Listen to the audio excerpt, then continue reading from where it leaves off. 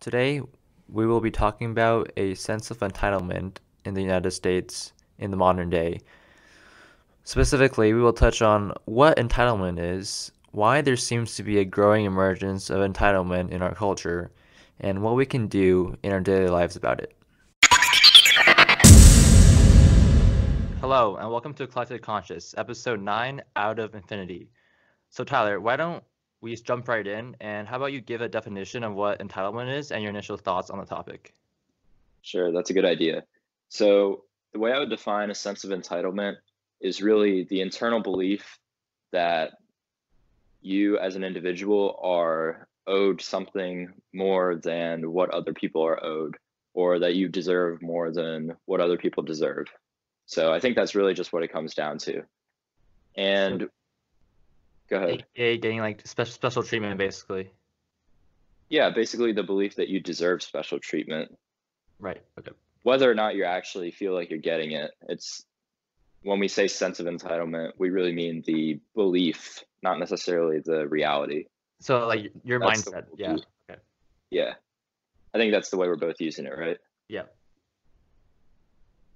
Because there's a big difference between a sense of entitlement and then people who are kind of, you might say, entitled, like people who grew up, wealthy or something. Like you might say that they are, in some sense, entitled, but they don't necessarily have a sense of entitlement. That's a different thing. There's a big difference between being spoiled and being entitled. There's a big difference there. Yeah. Yeah, exactly. But I don't think they're uncorrelated. That's true. So what are your initial thoughts on this? So my initial thoughts are that actually, let me say what I found out when I did my initial research. And I didn't do a ton of research for this, but I wanted to understand it from mostly a psychological perspective because I think that just makes sense because we're talking about kind of a psychological state, right? Sure. So when I did some research, and I didn't really do any, I didn't find anything that was specifically tailored to answering the question, like what causes a sense of entitlement. But I found a few different people talking about some causes and put together the common links. And so, what the common links seemed to be was that sense of entitlement can come from two basic things.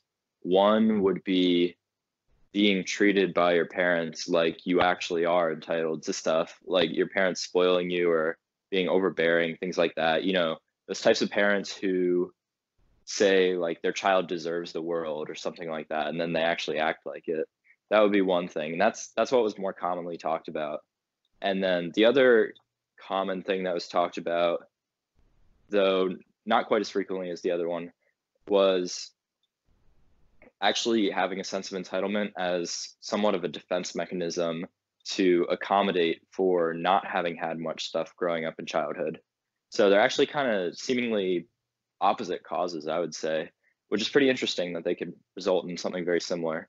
So, and I also want to say the first one is also pretty highly correlated with narcissism as well, which makes sense because we consider people who are narcissistic pretty entitled.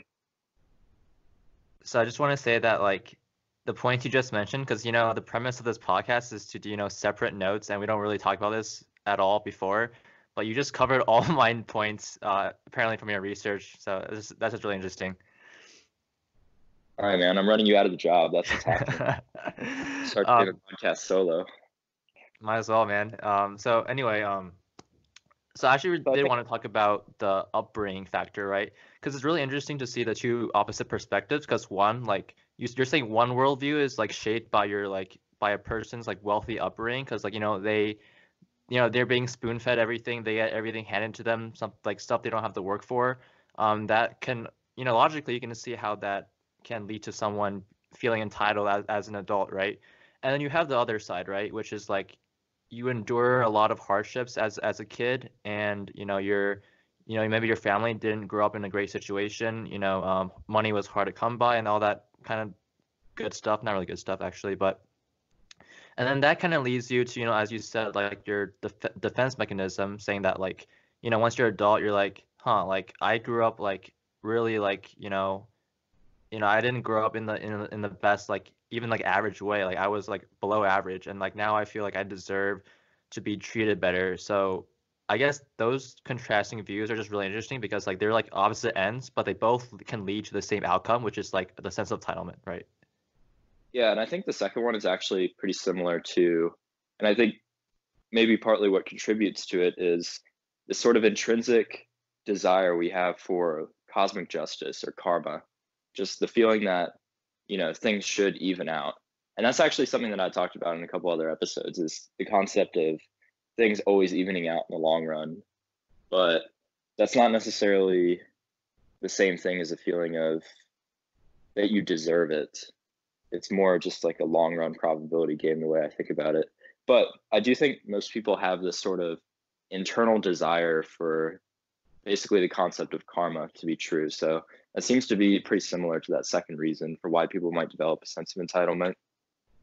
So I guess my question after that is just like there definitely are cases where like people who grew up not in great family, or like they didn't have all the resources they needed, and then consequently they felt uh entitled in the future as an adult. But you can also see like it's not like binary, right? It's not like 100% the case, right? That's just not true. There's people who like grew up disadvantaged and underprivileged, and yet like as an adult they still like cultivated like a sense of like I'm not actually entitled to anything, and like they have these like really like a strong healthy mindsets about life that nothing is guaranteed, and like these like good mindsets to have in life. So like what explains that difference? Like why are like so we have those two like contrasting, like one is growing up spoiled, one is growing up in hardship, but yet like some people come out of the pack like in a healthier mindset. So why is that the case? Yeah, well, I think there are genuinely some differences between people. So people are going to naturally react to the same environment in potentially different ways, right? I mean, even ignoring even ignoring the impact that our specific upbringings have turned us into, we still are going to have some sort of intrinsic differences, I believe. We're not just completely blank slates. So that is one contribution to why there might be a difference. I'm not really sure what other ones might be. I mean, it might be the case that the people around you are influencing you, like in their perspective. So, if you had a bad upbringing, but everybody around you is constantly essentially having a negative viewpoint of it, that might make it more difficult than if people around you have a very positive and optimistic viewpoint, right? Yeah, that's true. I mean, I guess the answer for this is like there's just like a whole host of factors that could contribute to it, and I guess uh, simply put, humans are complex. That's the kind of a antithesis of each other. But yeah, I guess there's a lot of reasons Things for are it. pretty complex. They're terrifyingly complex. So actually, I think so. It sounds like we can agree on the proximate causes, or the two, I would say, primary causes of that sense of entitlement. So I want to get back to the question of why it seems like it's sort of on the rise in society right now. And, Sure. you and I are both in our young, early 20s. So it's not like we've lived through multiple generations already. I mean, we're just pretty much coming of age. I wouldn't even say we're really fully adults yet, or at least I don't really feel like a full adult yet. In a lot of ways, I still feel like a kid. And a lot of people would consider me a kid. So it's fair enough. We're basically So babies, it's I not like we, suppose. yeah, I mean, we really are. In the context of the adult world, we are babies. Yep. So we haven't seen a lot of societal changes firsthand on a super large scale, but even in our lifetimes, it feels like, and I'm using the word feels like because it's hard to quantify this, but it feels like people have gotten a lot more entitled. I don't want to keep using the same word over and over, but also just kind of babied, you know? Like I used to see on, so my dad would watch Fox News a lot when I was growing up. And one of the phrases that always stuck with me that I would just see on TV from time to time was the wussification of America. And I actually think there's a lot of truth to that. Like people are definitely coddled Wow, a lot more nowadays than they that's were before. that's pretty catchy. Yeah, it's one of those things that sticks in your head. It's like a marketing campaign. I guess that's actually exactly what it is in a way. That's what mainstream media kind of comes down to when you think about it, getting those Right. Yeah. taglines in your head. And to expand on your point, like I think a really simple answer to like why it feels like, again, it feels like, because like we don't know if it's actually factually true or not. So like why it feels like it is just like social media, I think. Like I guess that's gotta be like a big reason for it. Yeah, I think that's one potential reason. So I actually have another idea for what a pretty big reason is, and that is so I guess actually I'll preface this with sort of a baseline fact that I'm assuming. So for me, this a lot of it comes down to parenting or lack thereof, specifically lack thereof. And so one of the premises that I'm using to form this hypothesis is that to a child, a mother and a father have different contributions to their development, right? So actually, I'll just stop there for a second, see if you're still with me. Like as a child, like your mother and your father treat you differently. It's not, well, yes, but more so that the things that they provide for you as parents contribute differently to how you develop as a person. Okay. All right. So with that being said, that means that if you have only a mother or only a father, there are pieces of development that you might miss out on or have a harder time getting to developing because you only have that one side of what's being provided to you from ideally which should be two parents, right? Right.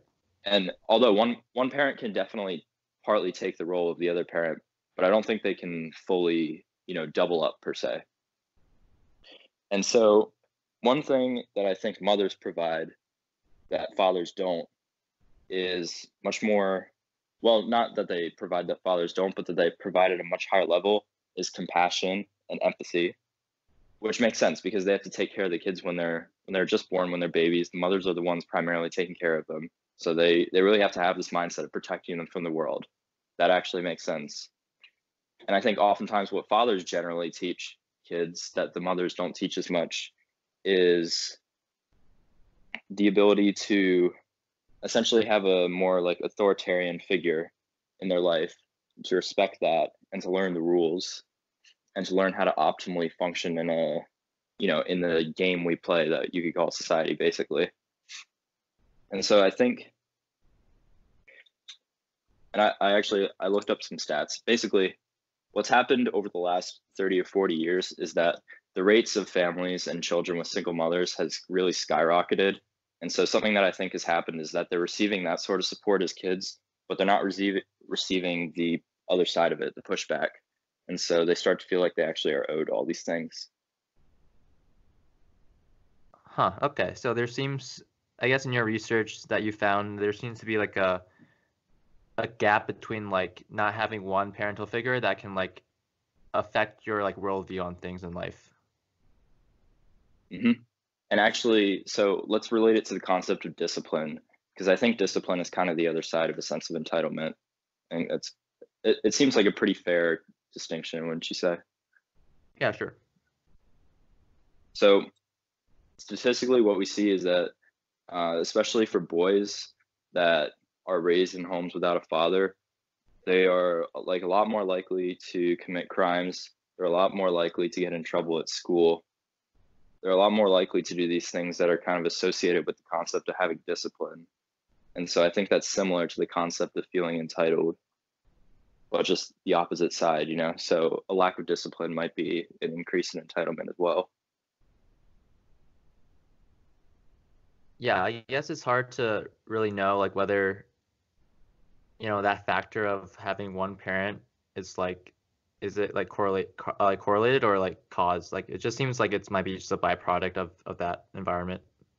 Yeah, it absolutely could be correlation, but it's just a hypothesis that I have because I do really think that it's much more difficult to um, develop. So let me put it this way: there's an episode of Seinfeld where Jerry's mom finds out that there's some dude, I can't remember what character it is, but there's some dude out there that doesn't like Jerry and he like wants to beat him up.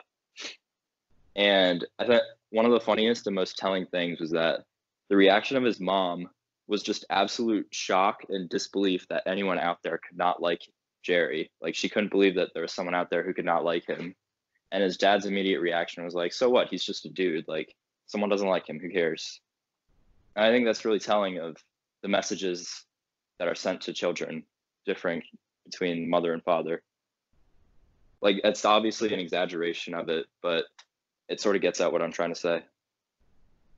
Yeah, maybe in that case, like one factor is just like naiveness about the world. I don't even think it has to be being naive necessarily. It's just that mother is really the one there to take care of your every need in a way. And if that's all you get, then you start to expect the world to have to take care of your every need. Because why wouldn't you start to expect that if that's all you're receiving at home? Yeah, And that's true. it's not like mothers shouldn't be doing that. You know, that's sort of part of the job of being a mother. It's just that when you don't have that other figure, you know, balancing it out, it's going to be difficult to develop that other side. Right. But it's not really, it's like, it's not the fault of the child. And it's not really necessarily that the mom is doing a bad job at being a mom. It's just that I think kids probably need a mom and a dad. That seems to be true. Just like generally speaking, that seems to be true. And then like another thing that I wanted to like go back on is like we're talking about entitlement and how like we love to talk about how it's like the roots of things, right? I guess we kind of touched on that. And I wanted to discuss like what's actually so bad about being entitled. And I guess my general premise is that like entitlement like holds someone back from being who they can truly be. And then like if you constantly feel like you're entitled to something, it's not that you can't move forward in life. I think everyone does eventually. It's just that like you move forward a lot more slowly and a lot more inefficiently. What do you say? I mean, quite frankly, I find people who have a pretty strong sense of entitlement pretty intolerable. So that's the main thing for me. I find it super cringy and annoying, I but mean, also, yeah, it definitely holds you back in life.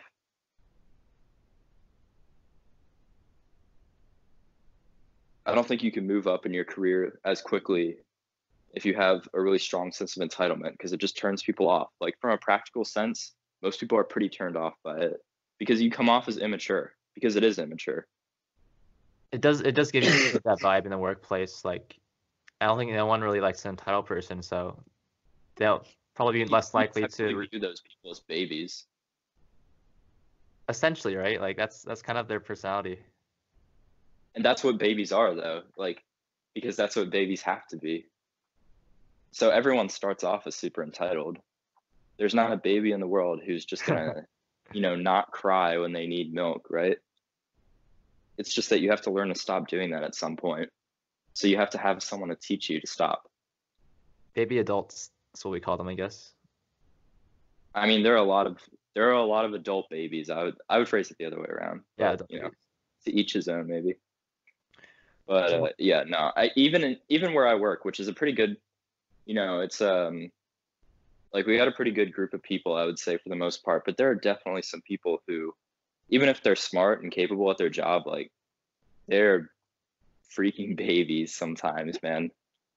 Like seriously, the amount of middle school and high school level stuff is actually pretty surprising. But maybe that's just because we're new and we weren't expecting it, or at least I wasn't expecting it. I just expected people to be more different from how we were when we were teenagers. all right, now that's being naive. Yeah, maybe it is. I mean, I kind of got over that pretty quickly. It wasn't even so much at this job as the one that I had for the last couple of years of college that I really learned that.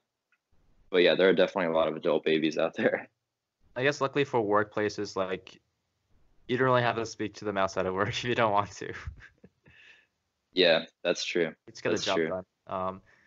And so related to what you just said, like one psychological concept I wanted to bring up was like this concept of it's called the locus of control. And it's a concept in the psychological literature that's like unfamiliar to most people, but like once I define it, it's actually like pre-understood. So a locus of control is an individual's belief system regarding the causes of his or her experiences and the factors to which that person attributes success or failure. So as you can see, just from that, like entitlement is pretty related to this. Yeah. And so it's divided into two categories, internal and external. If a person has an internal locus of control, that person attributes success to his or her own efforts and abilities. A person who expects to succeed will be more motivated and more likely to learn and also like more disciplined. A person with an external locus of control, they attribute their success to luck or fate, kind of like karma or like, yeah, that kind of thing. Right. And then they'll be less likely to make the effort needed to learn. So, for example, like getting a grade on a test, like an internal locus of control person will be like, I got a bad grade because like I didn't study hard enough or like I didn't prepare hard enough, right? And then a person that has an external locus of control, they would say like, there's like there was test questions that weren't covered on a study guide or the teacher didn't teach this in class. And basically they're all like non-I statements. Like they're all external Right. forces that they contribute their failure to. Right. So do you know what the causes of some person having one or the other is? I think that just comes down to what we said in the beginning about upbringing and like just like individual differences in humans, basically. Yeah. I think it's definitely preferable to have an internal locus of control than an external one. But I don't know if it has to be like 100% because there are things that happen to us that really aren't in our control. And it's not worth, beating ourselves up over those types of things at the same time. So even though, like, for the most part, I would say, yes, you are pretty much fully responsible for your life and what happens to you. It's also, I would warn people from getting too, self-blaming for things that might actually not be their fault. Just not to make excuses for themselves is all. Yeah, I guess the things you can't control, like instead of taking like an internal locus, like kind of self-blame kind of thing, at that point, if it's something you can't control, then like you just gotta be like stoic about it, I guess. Yeah, pretty much. Just acceptance of the fact that you can't fully control yourself, even though you're mostly in control of yourself and what happens to you. But that's kind of a hard thing to accept. I think especially for kids because kids are so dependent. I don't think it's very. I mean, it's just really hard to like. I mean, this is just a way easier said than done kind of thing. Yeah. Yeah, I definitely agree. I definitely agree. And so another But thing is like entitlement and like how that has a do you think it has anything to do, and I just thought of this like during the episode, but like victim mentality, like do you think those are correlated in any way? oh, 100% yes. Definitely yes. I think it's I think it's basically the same thing actually. You think it's the same thing? It's almost. I mean almost exactly the same. Yeah. I won't say exactly the same, but like very, very, very close. How would Do you you think they're do you think they're relatively different? No, I think they're pretty correlated. I was just like, just asking a question, but like so what is your definition of like victim mentality? Well, I guess the way I would define it is the idea that the things that happen in the world are in some sense an injustice to you, like to you in particular, based off of, anything. Obviously, what we see a lot of times right now is people claiming it's based off gender, race. Um, I mean, historically, religion has been a popular one, but you honestly don't hear about that one too much these days. At least not that I can think of, Like, I don't hear about too many major cases that are Right. on the basis of religion compared to gender and race. I think those are, the new topics. Not that they're that new. But anyways, um,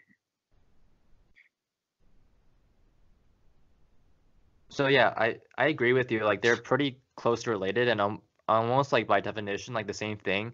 And like one thought I had like right now is just like maybe a subtle difference, and you can disagree with me on this, is just like entitlement is like this mindset of I deserve this, and then victim mentality is like the opposite, like I did not deserve this, but both are like kind of the same thing. Like, do you think that's a good difference there? yeah, I think what ties them together is the idea that the world should in some way bend to them. That's really the fundamental similarity between them. It's not that they're just another cog in the world, it's that the world is in some way, I don't want to say the world revolves around them because that's kind of an exaggeration of what it might be, but kind of the same concept where they actually think the world should adapt in some way to their feelings or desires, which it won't, it never will. So, even if that's a cruel reality, you still have to accept it as reality. There are things I don't want to accept about reality. It doesn't make them untrue though. And it's definitely not beneficial to act as if they're untrue.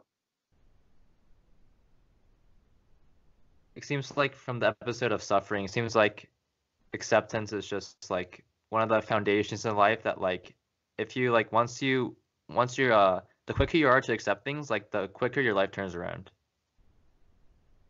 Yeah, I think that's definitely the case. I mean, it's like, closing open loops. Things that have happened in the past, there's nothing you can really do to affect them. So the quicker you accept them, the less energy you have to put into them. And really, what is the purpose of putting a ton of energy into the past? It seems pretty futile. Do you have any practical tips for like people who are listening to this and like how they can, if they do feel like they have a sense of entitlement, how to like detach from that mindset? I think it's a matter of accepting the internal locus of control more than anything else, accepting the reality that what happens to you is primarily a result of the things that you do and the choices that you make. And that's actually, when you think about it in the right way, it's pretty liberating because it means that, you're not being oppressed, you're not being pushed down. Ultimately, I mean, there are potentially sometimes, your boss makes you go do something and you're not going to quit your job because then you might not be able to afford rent. So yeah, okay, you could say that you're in some sense oppressed in that moment, but ultimately you really are in control of your own life and you can make things better always, but you have to actually do it. It's not owed to you just because you're breathing. Yeah, that's very true. And like all this is like obviously very easier said than done. And I want to make a distinction here. It's just like having this non-entitlement mentality doesn't mean like you have to be like a robot. It doesn't mean like you can't have emotions. It doesn't mean you can't feel things. It's just like the mindset of like you have to kind of be like know that you're entitled to your actions. Like I'm using the word entitled here actually. You're entitled to your actions. You're not entitled to the fruits of your actions basically. I think it's trying to get in the mindset of earning rather than deserving. Yeah. That's the way I phrase it. You can earn anything you want, but you just have to actually do it, you know? You don't really deserve anything until you earn it. No pain, no gain. Yeah, pretty much. That's what I tell myself every morning. Ouch. I'm gonna get it tattooed on my chest, actually, There's right pain next right to my there. tap out tattoo. You remember that clothing brand Tap Out? I haven't seen that in such a long time. I wonder what happened to it. Was It that by used to John be Cena? I don't know, was it? I always associated it with like UFC and wrestling and stuff, but I don't know if it was actually part of that or if it was just a brand that was associated with it. Huh, it might just like a really quick like 1 year fad. Yeah, maybe. I don't know. I can just picture like a sixth grader in a backwards baseball hat, a Tap Out shirt, plaid shorts, and like Echo shoes, Oh man, I holding a was that. skateboard, but he doesn't actually know how to ride it. You know what? I was that kid. I was Randy Are you Orton. seriously? Dude, I was like RKOing everyone at school. Oh, geez, man. I didn't know that. I'm glad we met after that. Did you want RKO out of nowhere though? That'd be pretty scary. Your teachers must have been on edge. Yeah, dude, that's my I'm not gonna say it here, but that's my alternate June way. Yeah, I get what you mean. All right. So, do you have any other takeaways from this topic at all? Um, no, I think you covered everything I wanted to say about like, we summarized it pretty well about how like we should apply this to our lives and how that you have to earn things, not deserve things. So, yeah. Yeah. There's a negative way to take the phrase you have to earn things, but the fact that you have to earn things also means that you have the ability to do it. So, I see that as actually a very positive thing. It's quite positive and it's like very liberating too. Yeah, I agree. It's just about the way you look at it, really. I mean, it's just like the whole capitalism socialism debate. You can view capitalism as both oppressing and liberating simultaneously, and neither is necessarily wrong. It's just a matter of perspective. Yeah, it comes down to like mindset and attitude, it seems like. And really like that's like it seems like such a if you can like really do that like effectively, that seems like such like a cheat code in life. You can if you can actually like truly like cultivate like an attitude of like not having things like deserving to you and like recognize that there's things you can't control. Like if you can really do that on a daily basis, that's like a cheat code for life, man. It's like an infinite stamina hack. Yeah, you're like 99% ahead of everyone. Like I'm serious when I say that. No, for real. I mean, I think everything goes better for you when you're in a good mindset. I think I do things more effectively, I'm more productive, I have better ideas. It's just a positive feedback loop. Exactly, yeah. Any closing thoughts, I, Tyler? Actually, I think that's a pretty nice way to wrap it up. Cool. So, for Jimmy and Tyler, this has been Collective Conscious, episode 9. See you guys next time.